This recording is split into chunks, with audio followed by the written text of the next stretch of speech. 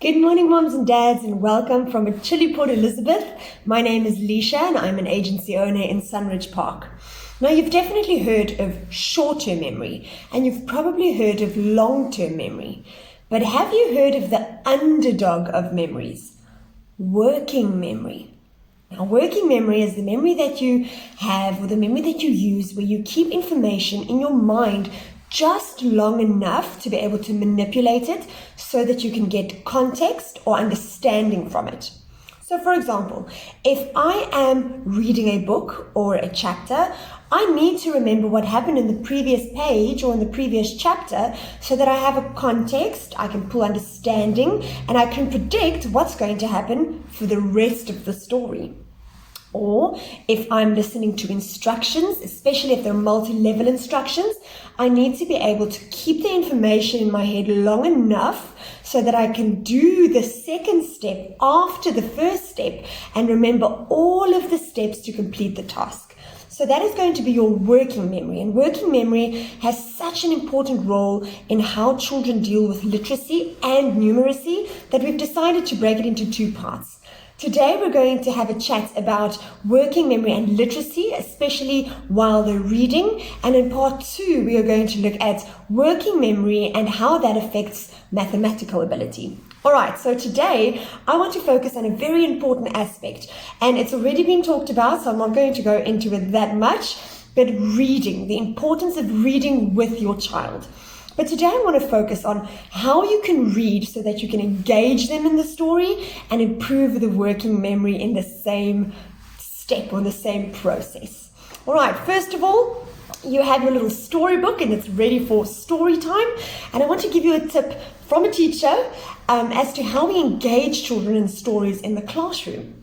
Before you crack this book, I want you to spend so much time really going into everything that you can see or guess before you start reading. We call these pre-reading strategies, and they're so important to, number one, create a context so your child can understand what kind of information to expect.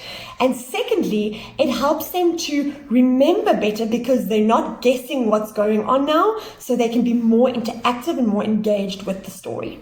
So if you start with a pre-reading strategy, you're going to first of all look at what is the name of the story.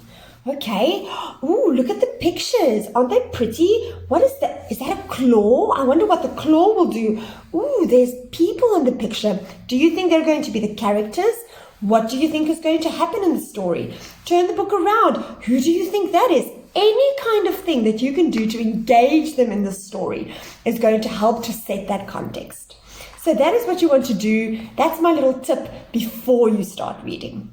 Now, during reading is where we want to really start engaging the working memory by making sure that they're consolidating the information, that they're understanding what's happening in the story and that they don't get lost.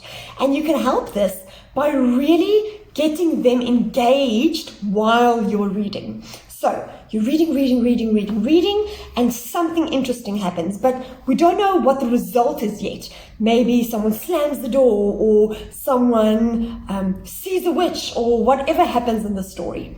You can pause and you can go, oh, can you believe that? What do you think is going to happen now? Ooh, do you think that person is a good person or a bad person? Why do you think so?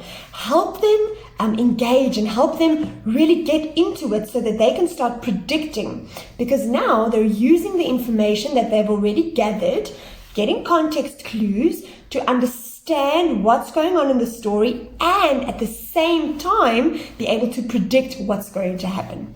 Now that is what you can do during the reading and before the reading to engage that working memory. But the tool I want to give you today, and this is really going to be the exercise, is what you do after the reading. You have chosen your book, you've spent the time, you've read.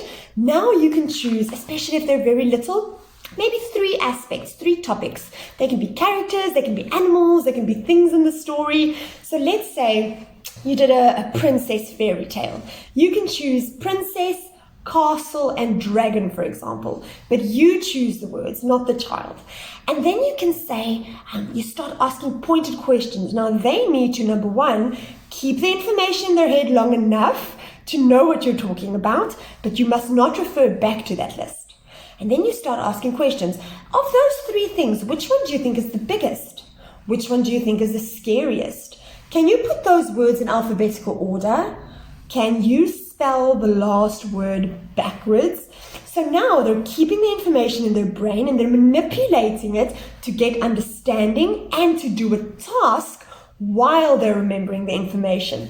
And that is how you develop working memory while reading. Have a lovely day. See you in part 2.